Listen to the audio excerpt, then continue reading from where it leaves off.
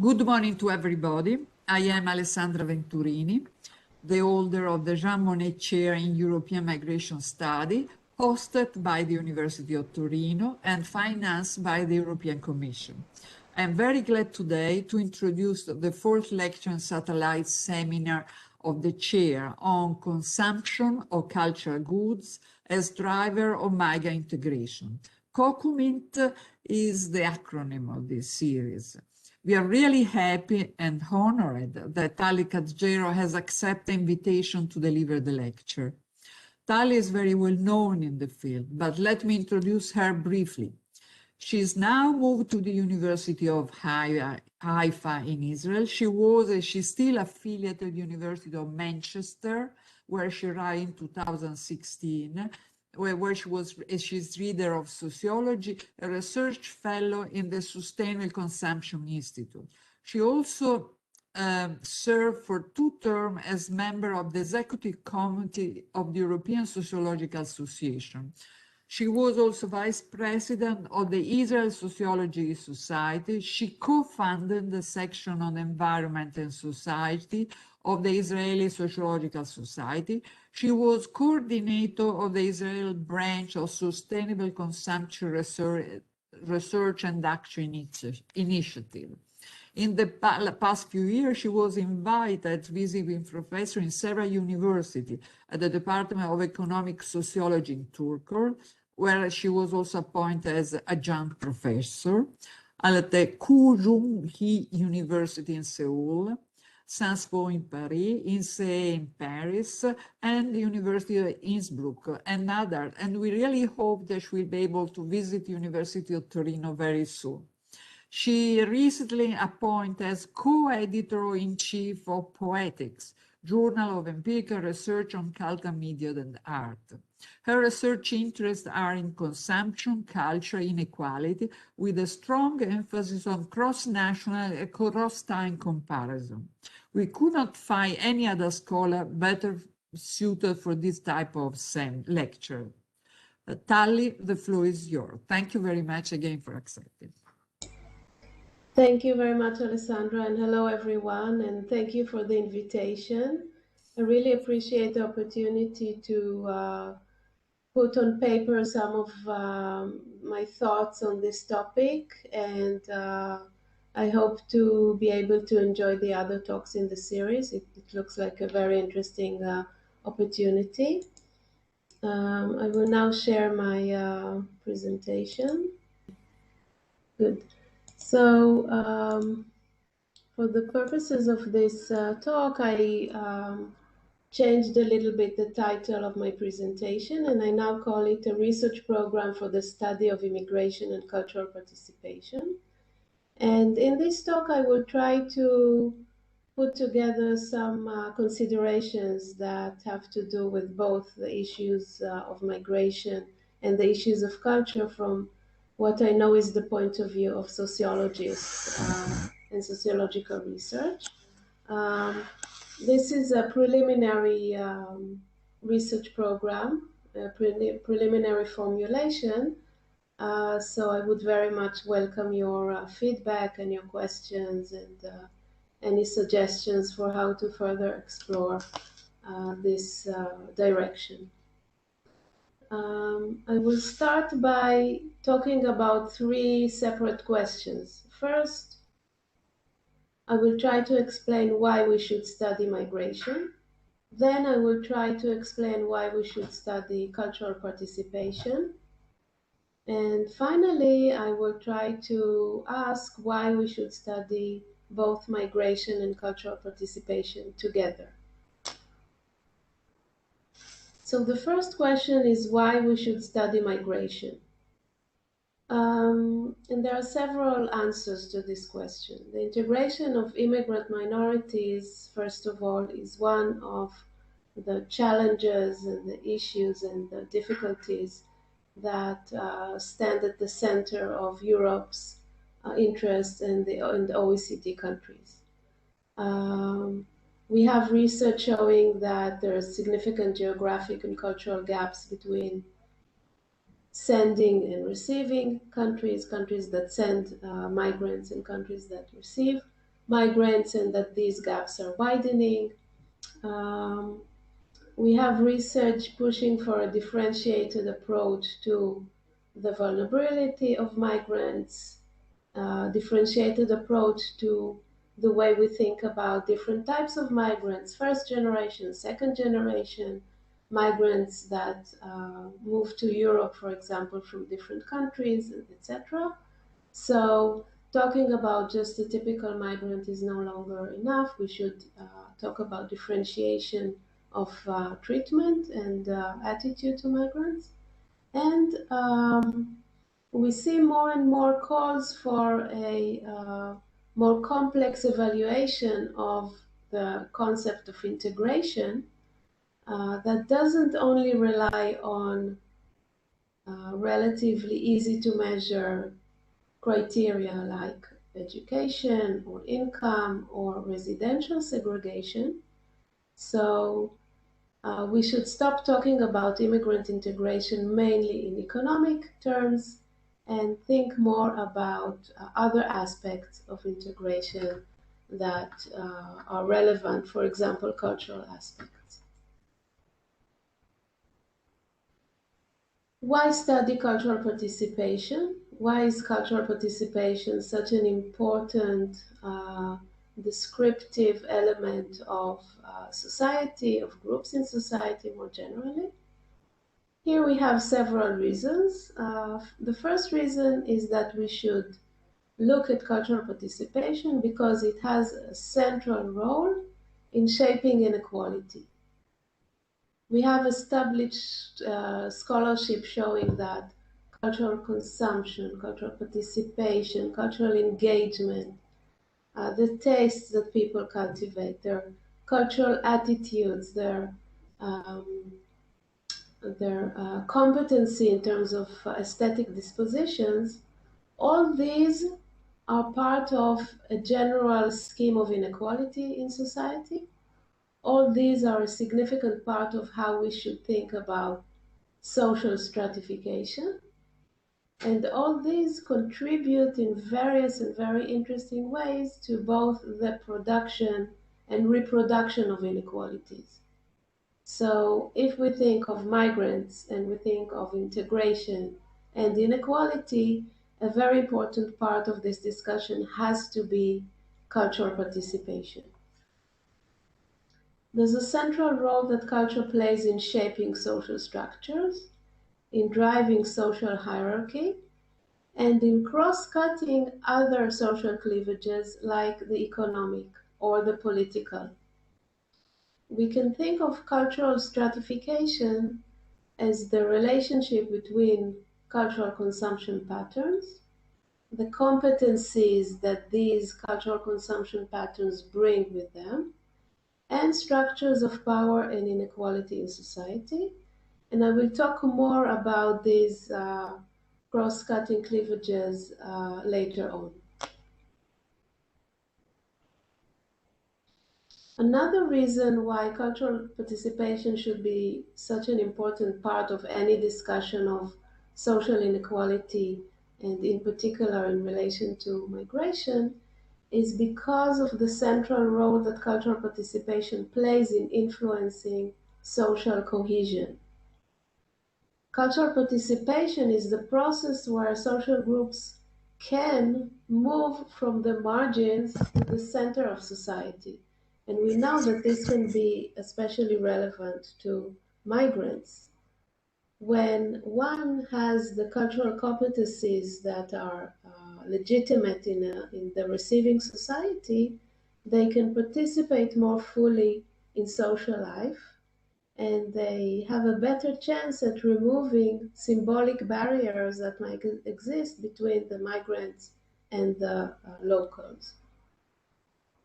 A major aspect of cultural participation involves taking part in local culture and developing a meaningful relationship with culture and the arts. Not only taking part, but also feeling comfortable doing that and developing a meaningful relationship vis-a-vis local culture and the arts.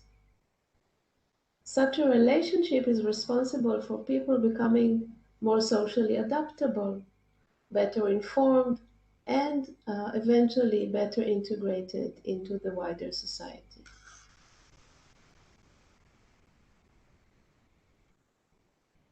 And finally, we want to study cultural participation because it is becoming more and more central in discussions of policy. And from the point of view of cultural policy, cultural participation is the end outcome or the final stage in the cultural cycle that includes at the beginning the production and consumption of products, of symbols, of experiences. And at the end, we have cultural participation. And the EU has been recognizing more and more in recent years that cultural participation deserves a new policy agenda. And I will talk also about that a little bit later on. You have here on the slide a link to more information about this point at the EU level, and I will make the slide available after the talk today, so you can take a look at this link, which is to the strategic framework articulated by the EU.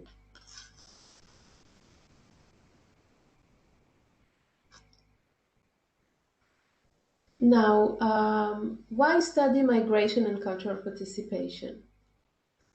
First of all, economic and cultural isolation put migrants at risk of becoming permanent second-class residents or citizens.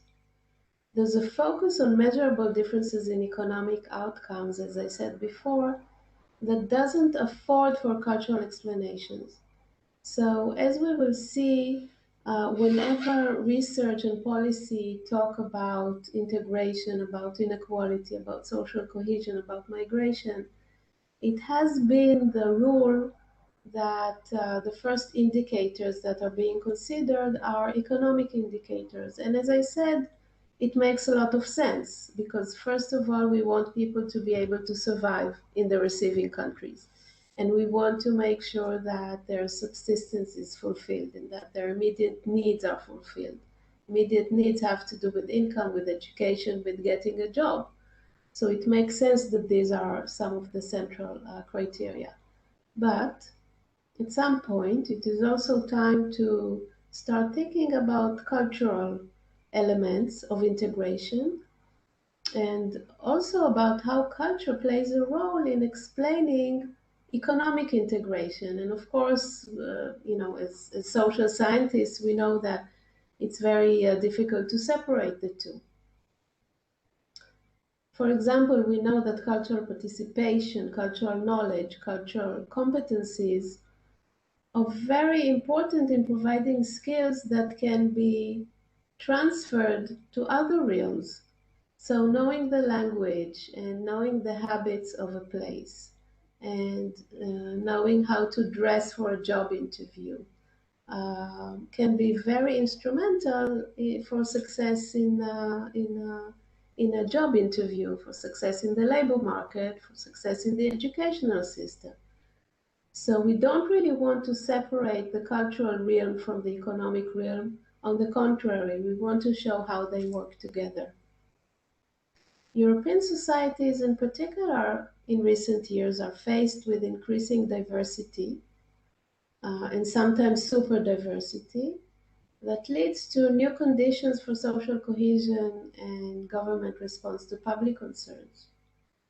Legal migration can help address economic issues of an aging population, like we see in some countries, Italy, Germany, where also child productivity is not very high.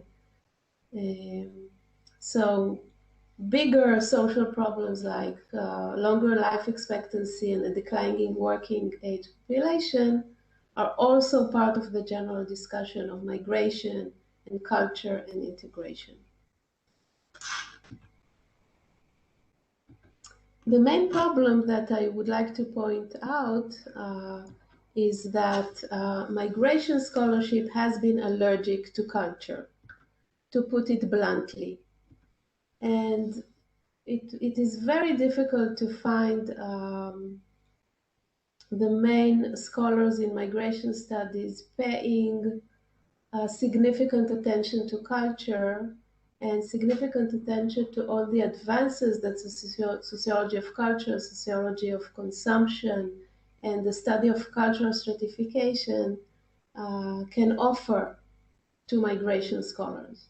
So there's a lot of work that has been done, a lot of work that can be used by migration scholars, but the dialogue, I think, is not fully developed. We need more consideration of micro and macro level explanations for international migration that take culture into account. We need more consideration of the cultural elements that immigrants abandoned in their original country or adopted in the receiving countries, and of everything that happened in between. The shift beyond the melting pot to salad bowl to glorious mosaic and all the other metaphors that are being used also meant that culture is largely subsumed under ethnicity. And again, this is a point that I would like to draw your attention to, and I will talk more about later on. How do we unpack the link between ethnicity, culture, race, and religion? All of them work together, all of them are really important. And I would like to ask whether we pay due attention to each element separately, and whether we have the tools to separate them analytically to be able to do better research and to better understand social phenomena. So subsuming culture under the term ethnicity, I think, is not good enough. This is what I'm trying to say. Culture is not only a set of shared, discrete, coherent values that explain behavior. It's also a set of skills, habits, styles, know-how that are tools with which we live. And during periods of flux or during periods of crisis or unsettled lives, individuals establish new styles and new strategies of action. And this is where understanding how culture works can be extremely useful.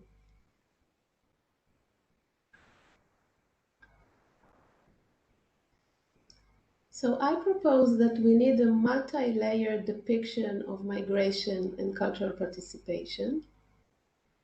For migrants, socioeconomic life and participation in culture are long-term products of the continuous interaction between sending and receiving country influences. So here I would like to emphasize the longitudinal dimension of everything I talked about so far. We should think about these issues as being part of a process, of course. And migrants, as I said, leave a country, move to another country, sometimes move to a third and a fourth country, and everything that has to do with the cultural aspects of their life is part of a continuous process that keeps changing, and new elements and new dimensions enter the picture in influencing this process. The incorporation of individuals into nation states and their enduring transnational connections are not necessarily antithetical to one another. These transnational connections include dispersed networks of family that can move with the migrant to the new country or to a third country or stay in the original country. This network includes compatriots or persons that share the same religions, the same ethnic identity, the same racial backgrounds, or just similar ideas, practices, and resources. So what I'm trying to say here is that when we're thinking of immigrants and their cultural integration or cultural habits or cultural toolkit, an important part of that is also how we map the network of migrants. It's not only the people who immigrated from a particular country, it's also people who immigrated maybe many years before, or to adjacent countries, or people who they meet in the mosque or in the temple. Um, and this network can play a very significant role when we want to ask how culture works for migrants, to what extent migrants adopt the local culture, what exactly happens in this black box of the interaction between the process of migration and the process of cultural participation. So it is important to look at both the local or regional level and the global level when we discuss this issue, and not only at the locality or the national level. Researchers consider three groups of actors, therefore: the migrants, those remaining in the sending areas, and people already living in their recipient locations.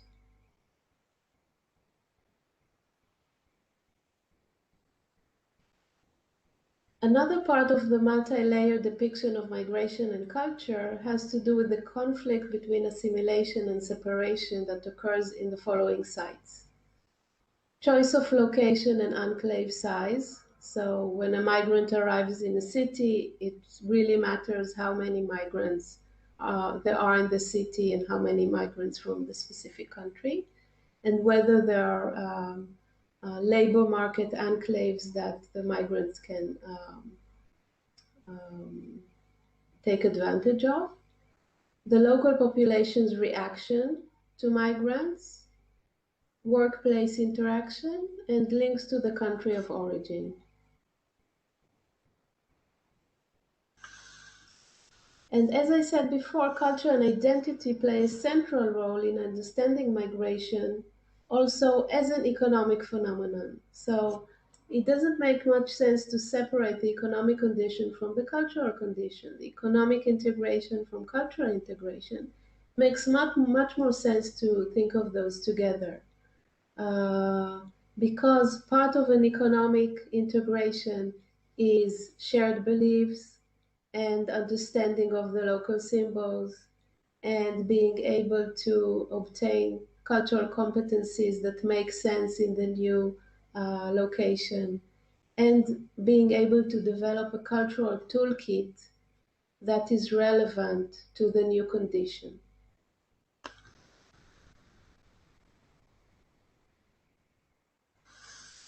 The cultural toolkit is a concept that was developed by the American sociologist Anne Swidler, and I think it's a very, very useful tool in this context.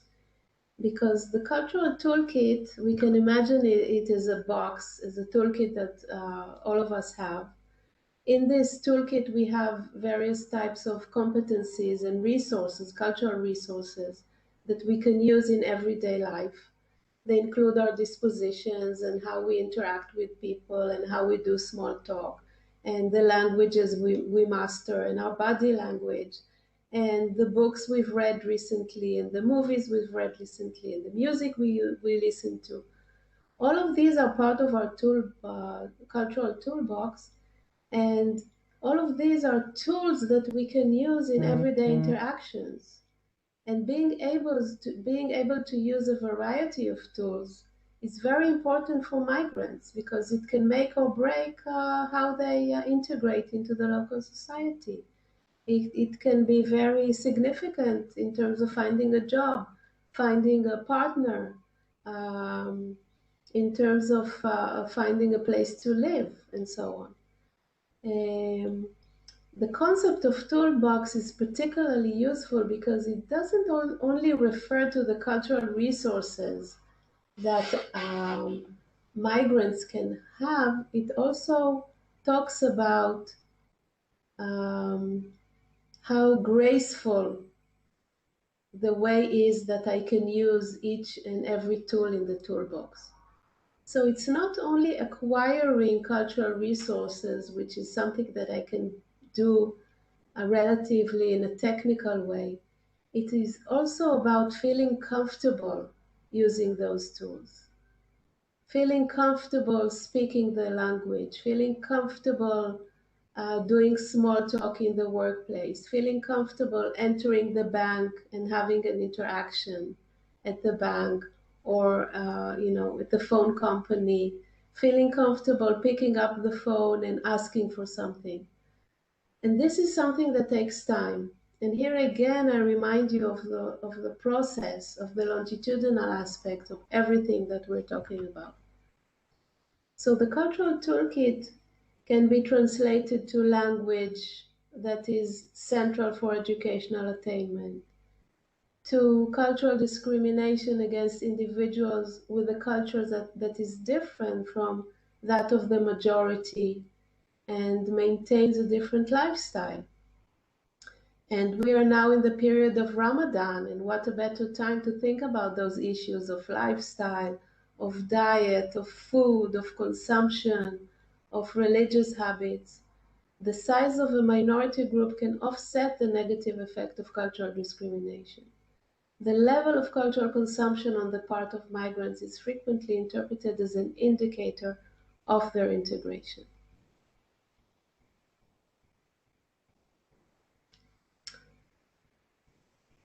I would like now to go back to the issue of policy and say a few more words about the link between migration, cultural participation, and state policy.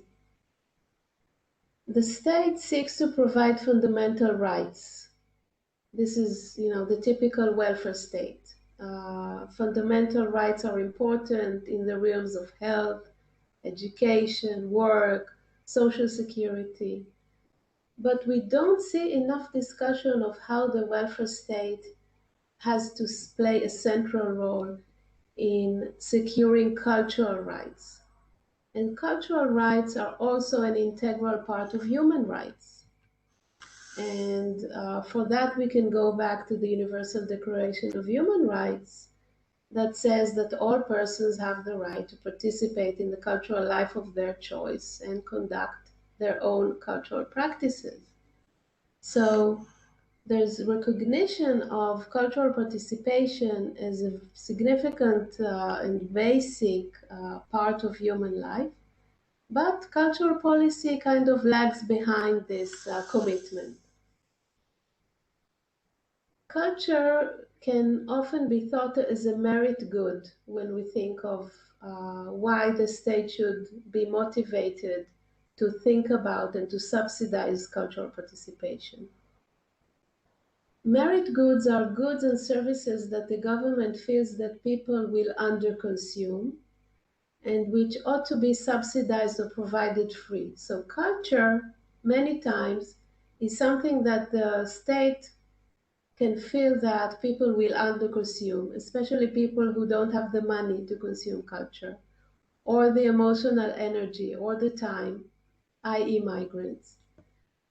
So many welfare states wish consumption not to depend primarily on the ability to pay for this good or service, because participation in culture, as I already tried to show, can generate positive externalities. So advantages that exceed the private benefit.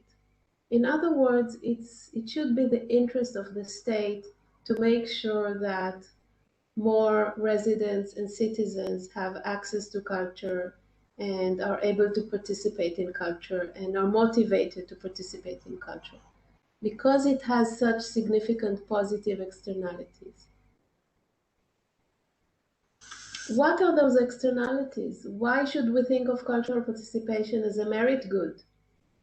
We have very good answers for that. And we have a lot of research showing how cultural participation provides skills that are extremely important and that are transferable to other realms. Cultural participation is important for upward mobility. It increases employability. It helps to reinforce self-confidence of individuals and communities. Cultural participation affects educational attainment, educational aspiration, and of course, educational performance. Cultural participation shapes social networks. It provides outlets for the expression of cultural diversity. It does all those things. And this is why it's extremely important and should be taken care of by the state and should be a central pillar of any policy in general, cultural policy and migration policy in particular. In a global economy, which is driven by knowledge, by ideas, by symbols, cultural competency is becoming, if not already, a necessity. Cultural participation contributes to community vitality, to wellness and healthy aging. We have so much wonderful research showing how cultural participation is actually responsible for good health measures, health indicators, and physical and mental well-being.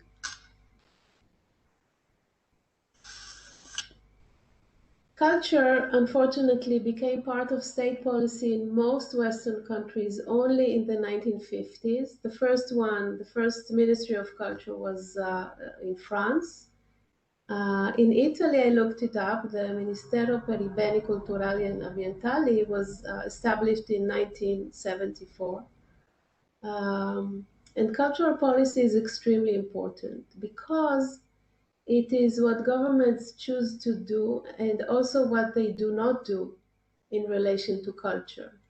And cultural policy is about money, it's about funding, it's about cultural spending on museums, on cultural organizations, it's about legislation, but it's also about the domains that the state prefers to stay out of. Unfortunately, we have a lot of research about those human rights that have to do with education, with health, with security, and so on, but relatively little research about cultural policy, its consequences, and its implications.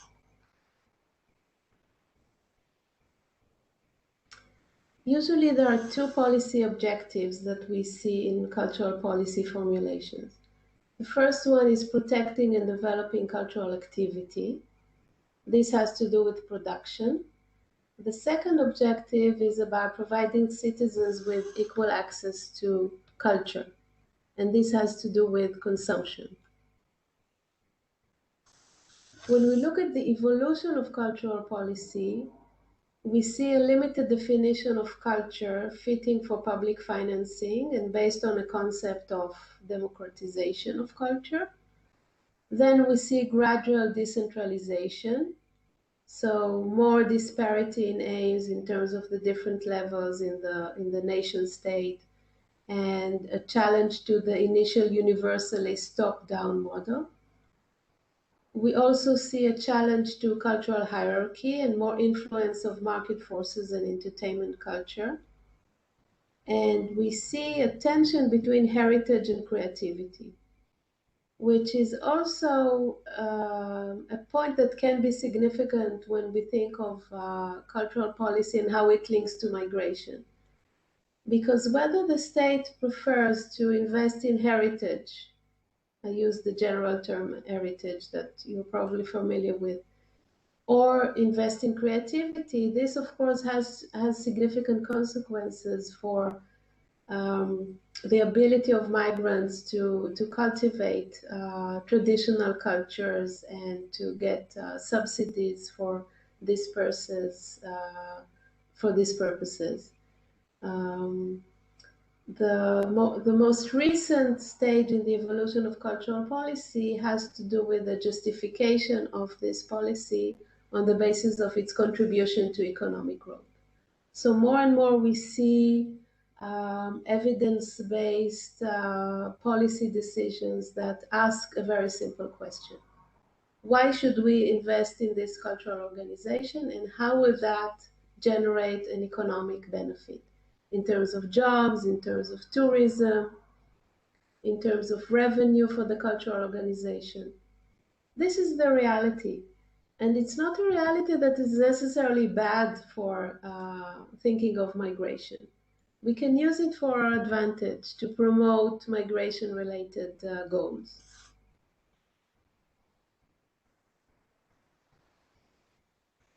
The decentralization that we see in cultural policy means growing involvement of local players who question the definition of culture to be supported. So when more emphasis is put on local players, um, we can have multiple voices saying what is culture and what kind of culture do we want to be supported and what kind of artists do we want to be supported by the state. Local authorities increasingly broaden the definition of culture that they are willing to fund, again linking it to these days to diversity, to a reevaluation of popular culture, and to economic benefits. So much so that in some countries we see that local and regional governments play a larger role than the national government in delivering cultural goods and services.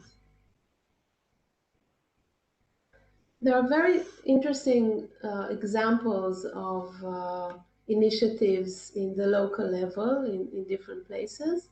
I can mention one, which is the EU-funded European Creative Districts, which supports a transition from traditional economy with a strong heritage value to a sustainable and innovative economy. This, of course, includes an emphasis on creative industries, culture, and craft, but also on creating a demand for the services of creative industry companies or organizations with a view to boosting their role as catalysts for regional development. All of these plans, all of these initiatives and projects can take migrants into consideration, and it can be a win-win situation.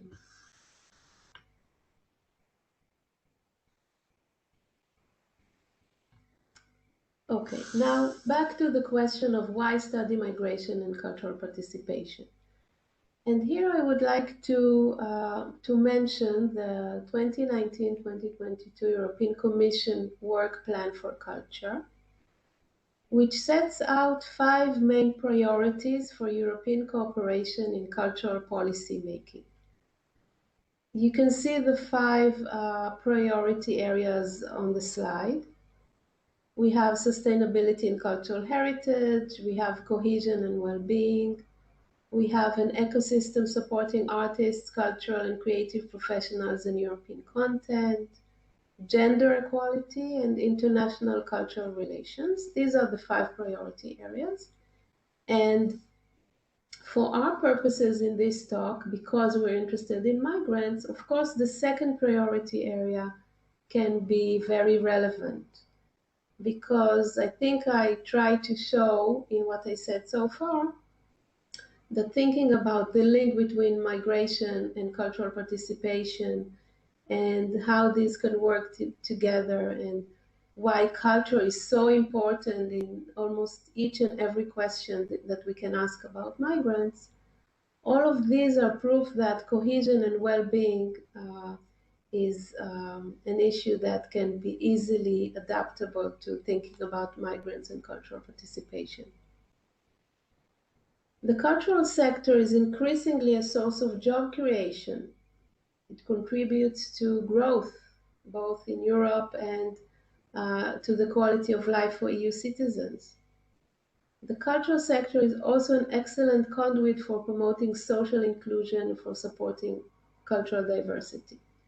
And I began this talk with addressing cultural diversity or super diversity and saying that this is now a fact, that diversity, ethnic diversity, racial diversity, diversity in terms of migration status is here and is growing, and it's here to stay. So now I arrive at an attempt to formulate my program for the study of migration and cultural participation. Try to summarize everything I said into a programmatic roadmap, if you will.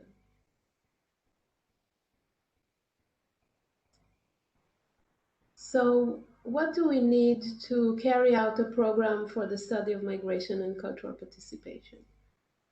We need a co-produced research with co-researchers from the community. To study migrants and migration processes, we cannot do that sitting in the ivory tower. we have to carry out research that is co-produced with the community. I've had some experience doing that in Manchester, where we conducted co-produced research with the Somali population. And I've learned of the significant importance of having people from the community mediating all the subtleties, all the nuances, not only of language, but also of culture and religion, and so many other elements that I could have, had no chance at deciphering without the co-researchers. We need research that involves various stakeholders from the early stages of research design and throughout the project life. So, especially when studying migrants and cultural participation, we need stakeholders that will be involved very early on and will help shape the research design early on, not only get their feedback once we have the outcomes. We should look at creative measures of cultural participation.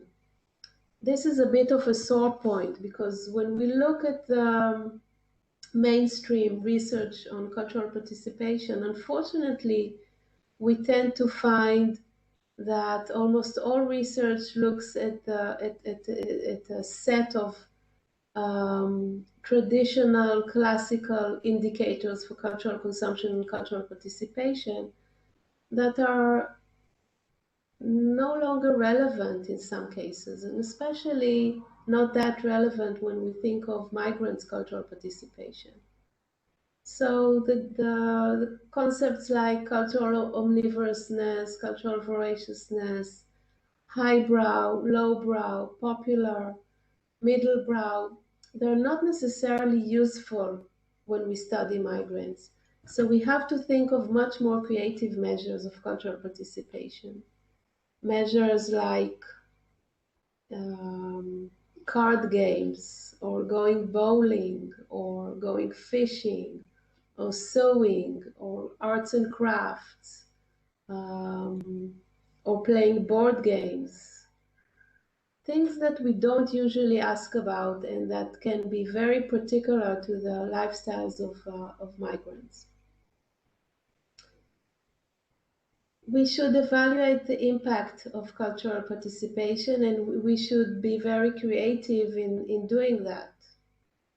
Looking at the influences, at the outcomes, at the impacts, at the implications of cultural participation hasn't been a field of study that is developed enough. So if the general schema is that we have cultural participation or consumption, then we have the outcomes of cultural participation and consumption. We don't know a lot about what happens in between, and we don't have enough research and enough research tools to enable us to measure how specific cultural participation patterns can be beneficial for gaining more income, gaining more education, getting the job at the job interview, having my child have higher educational aspirations. We have some research about that, but certainly not enough, and definitely not specifically pertaining to migrants. A longitudinal research design is also extremely important. I see that my time is almost up, so I'll be done in a minute. Sector-specific research design and questions, as I said, migrants of different types, emphasis on the local and regional level, and an emphasis on globalization of cultural flows and intersectionality.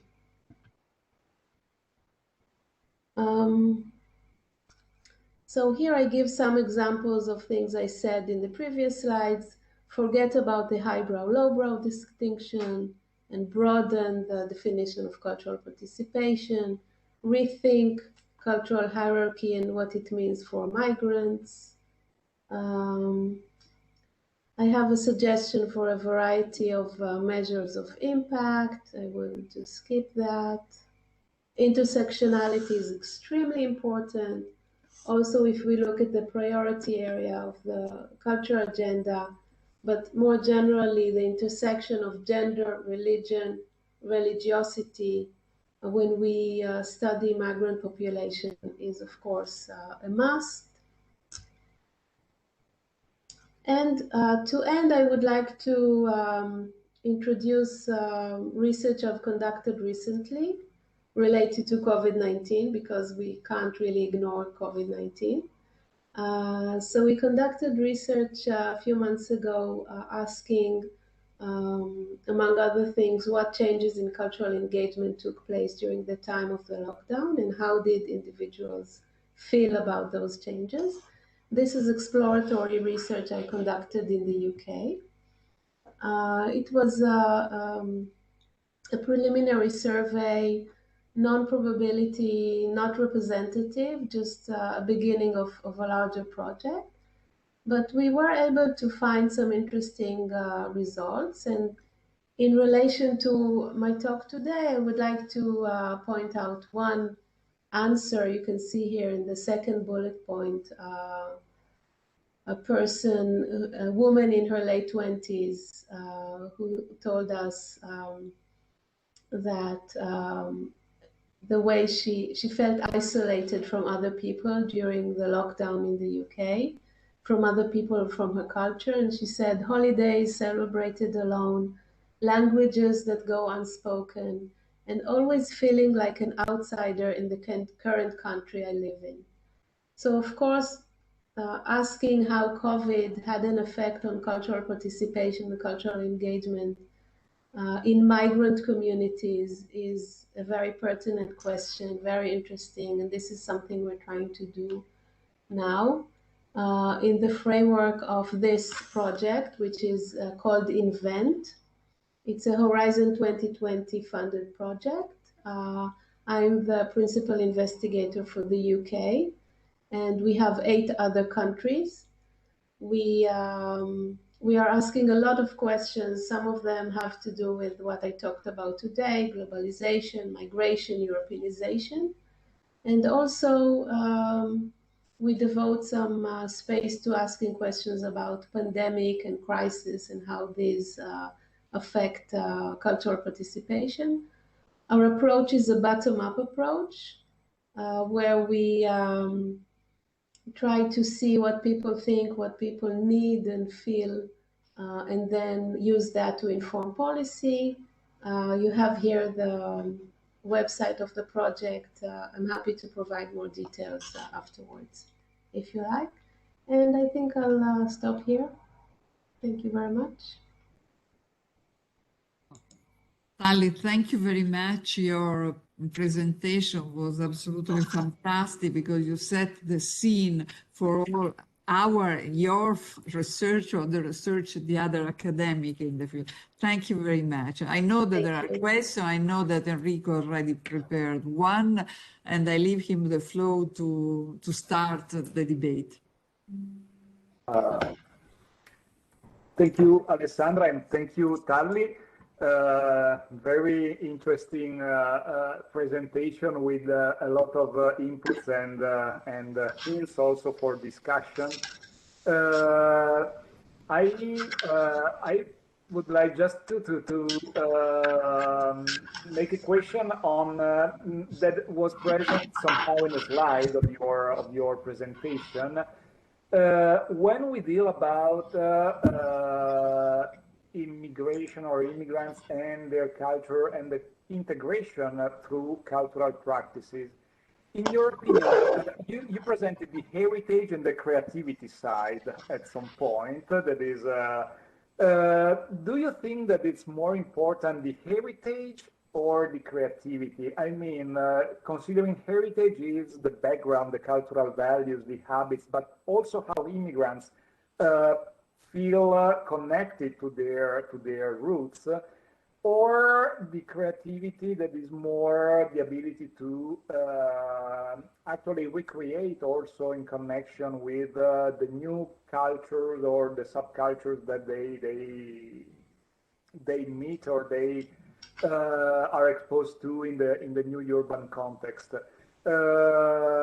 In terms of cultural practices in general, do you think that what, in your opinion, from your experience, matters more for cultural integration, the creativity side or the heritage side? Thank you.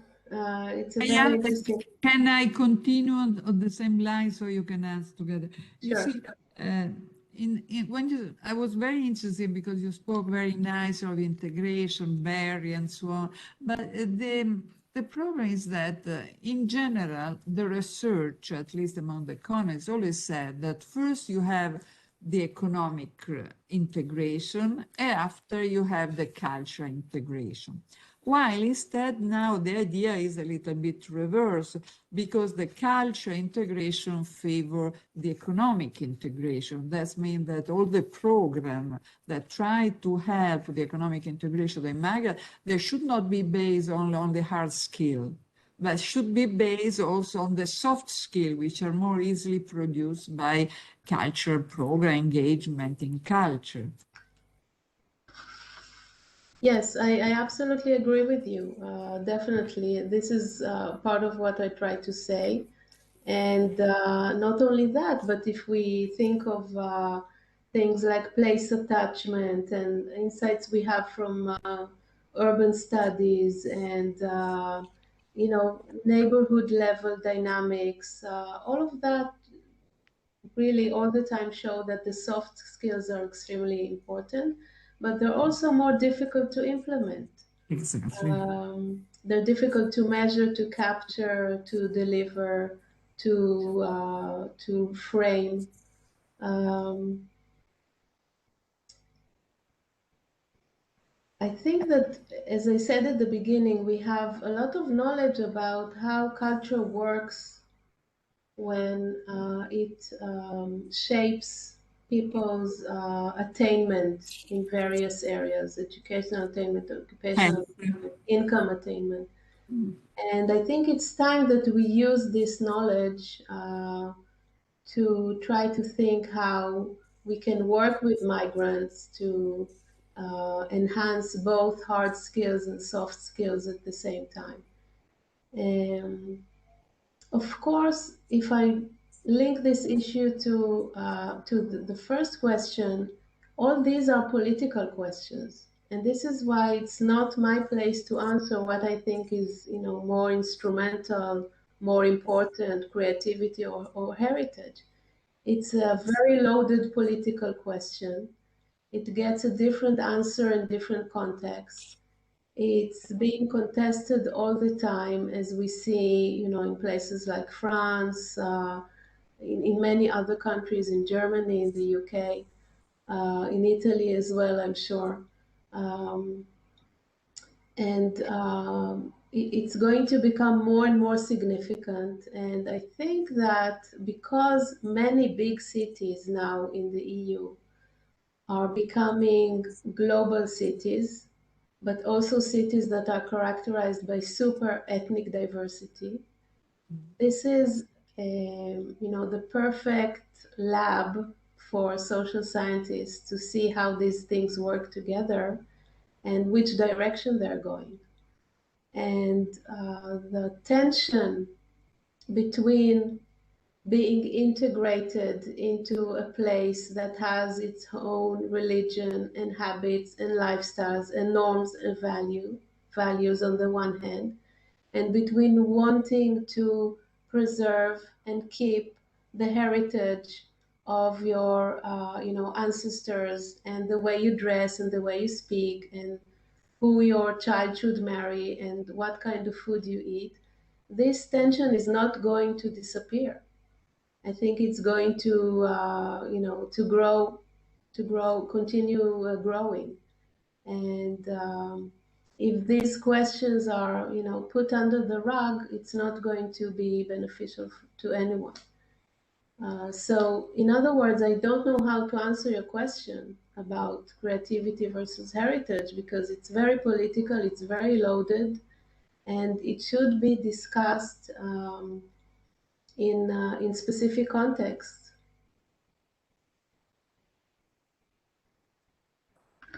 Thank you. Thank you very much. I know that Andrea Ricci has also a question. If I can say just one more thing, sorry, Andrea. I think that the pandemic has shown us how this has accentuated these issues. From the quote I showed you from the exploratory research we did during the lockdown in the UK, we saw that if migrants don't have the opportunity to socialize because of a lockdown, they feel extremely isolated because they don't really have enough alternatives. Because the cultural integration, the social integration into the place where they live is very low. And when there's a time of crisis, this is becoming an acute problem. Yes. Okay, that on the one hand. On the other hand, a couple of years ago, I was in Torino, and I learned about really interesting initiatives that bring immigrants, for example, to the museum, right? Project Percorsi, yes. Yes, so they take advantage of the fact that immigrants go to the local library to learn Italian, and they bring the museum to the library, right? Or they make special exhibitions or special events at the museum where migrants can come and feel, wanted and feel invited and comfortable. So I think that culture, if we are being a little bit creative and a little bit open, can have a huge effect on these soft skills, on cohesion, on inclusion. And this is something that I think we should really work on and develop and think together with decision makers and policy makers. Yes. Also important is the size of the minority. Right. Because if they are very broad, as you mentioned before, the diaspora became a closed group. That is the Right. reason why, for instance, in Denmark, we have a lot of problem with the group that remain an enclave, what we call an enclave, so an Yes. ethnic minority which perpetuate instead of having also the second generation, as you said, is blocked inside the culture. Little Italy, Chinatown in New York were an example of this type of development. Yes. And in fact, active programs are necessary because time, the time that you were stressing, what we always call years since migration, was inactive, was not working in this community. Because the one was, yes. Andrea. Yes, thank you so much for your presentation. And Thank you. I found some links between your presentation and the research I am doing with Professor Venturini, in particular on indicators about integration and evaluation of well-being linked with cultural consumption. And I wanted to know, in your opinion, which kind of indicators could be better fitting for evaluate this kind of dimension, in particular because in research we analyzed, we found different kind of indicators, but shifting our research towards migrant integration and migrants and or multicultural participation in cultural consumptions, we found that indicators lose their effectivity or effectiveness. I don't know how to say. So we wanted to know, and I personally wanted to know, in which direction you can say indicators are developing or have to develop. So I don't understand. I don't know if my question is clear or not. Thank you. Yes, I think I understood it. If I'm not answering your question, let me know. I think that it's a challenge. I don't have an answer, and this is something I'm also struggling with now in the Invent project that I talked about at the end of my talk. And because the perspective of this project is bottom up, we are trying to learn from different groups in society what the indicators that are relevant to them are. So what they're doing, what they're interested in, what they would like to see defined as culture.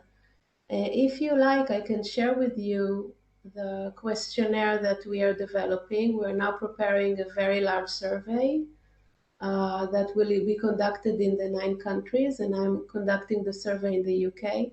And we have a lot of new questions that haven't been asked before that can serve as indicators that you were asking about, and I can show those to you.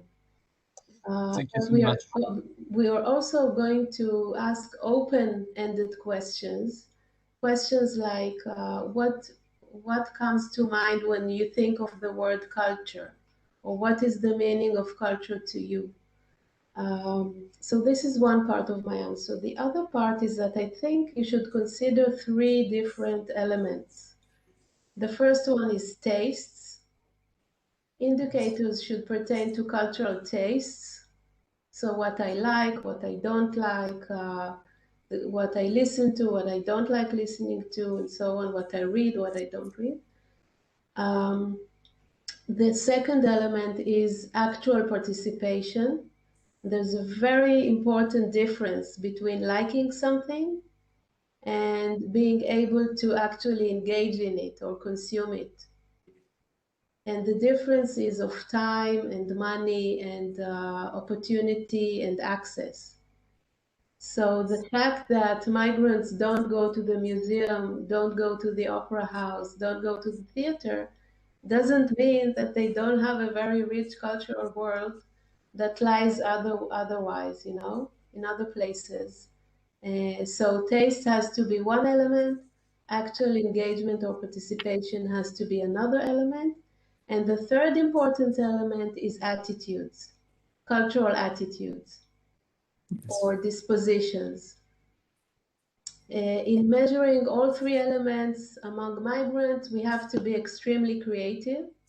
And I hope that together, as a community of scholars, we can come up with good answer to your question and with good new indicators. But this is certainly work in progress. Thank you very much. Chiara Dalle Nogare has a question. She should activate the microphone. Thanks a lot for this broad vision of the picture, really, really well structured, I would say. Coming to the last part of your last answer, disposition and attitude. In reading your slides about cultural policy, I had this new idea that we can make a comparison between monetary policy and cultural participation policies in this respect. They are both type of interventions in which you can do something in favor of someone, but if these people don't respond, you cannot do much. It's like getting the horse close to the bucket of water, but if they don't drink, that's it. And I would like to ask you, how does progress in ITC, so technology, affect that? Because this, I think, is a rather unexplored, maybe, issue. I mean, in some sense, technology helps people getting to know about cultural supply in the surroundings, but at the same time, they keep people much closer to their communities in the country of origin. So in some sense, they discourage people to actually look around and be curious about what their the reality they're into. Yes. Yeah, I agree with you. It's a fascinating point, and recently there's been some research done about that. I don't think we know enough, but there's this duality here that you also point out, which is that on the one hand, if you have an internet connection, you're a citizen of the world and you can access so much culture and you have so many opportunities. On the other hand, this means that you can be isolated and you don't socialize and you don't go out and you miss out on everything that's happening offline in terms of cultural participation. And again, this is something that we discussed in the research that we did, that I told you about during the lockdown in the UK. I think that, Chiara, that the main point here should be the following. It's true that people nowadays have access to a variety of cultural symbols and meanings and products. And as I said, these are extremely important in the global economy. So supposedly people, and especially young people, have the opportunity they didn't have before to develop this cultural toolkit that is desirable these days. But the main question is whether they can develop the tools in their cultural toolkit that are legitimate in the society where they live, in the sense that they can be transferable to other resources. Mhm. So if I can go online and listen to Korean popular music or watch Japanese movies or stay connected to the Moroccan music if I come from Moroccan, does this mean that I can use these cultural skills to be better integrated where I live, to get a job, to find a partner, to find friends, to socialize with my neighbors? I think this is the crucial question. So it's not only about access to cultural resources, it's mainly about the access to cultural resources that are considered legitimate in a specific context and that can bring returns, economic returns, social returns, and other returns. Mhm. I hope it makes sense. Let me just add another issue that comes into the picture, I think. As long as immigrants tend to stay connected with their culture of origin more than they are willing to get integrated, there's a reaction also by the residents by which they feel they don't have to be so friendly to them because actually that's not what it doesn't work. I mean, anyway. So Yeah. in some sense, it works also through the reaction of natives. Yes, definitely. They feel first it doesn't work, and second, maybe they don't want it. Maybe my neighbor, the immigrant, doesn't want me to converse with them because they have their own friends and their Yeah. own social activities and their own milieu. Definitely, but I think to me the question is whether there can be any integration without maintaining the original culture. I think the answer is no, but again, this is open for discussion. But in general, the idea is that you can have integration if you keep contact with the original culture because you need roots, but you also share the culture of the country destination, where the acculturation process. So the neighbor will be very happy to listen your Moroccan music if you know also the Italian music, and if you share this as like jazz or lyric music and so on. Yes, Yeah, but again, it's more complicated than that when religion enters the picture, exactly. because you can be very tolerant until the day that a child come to your child's school wearing a hijab and you don't like it. What do you do then? Or in France, a colleague of mine conducted research showing that French really like to eat couscous, and they talk about couscous and eat couscous all the time, but at the same time they hold extremely xenophobic attitudes.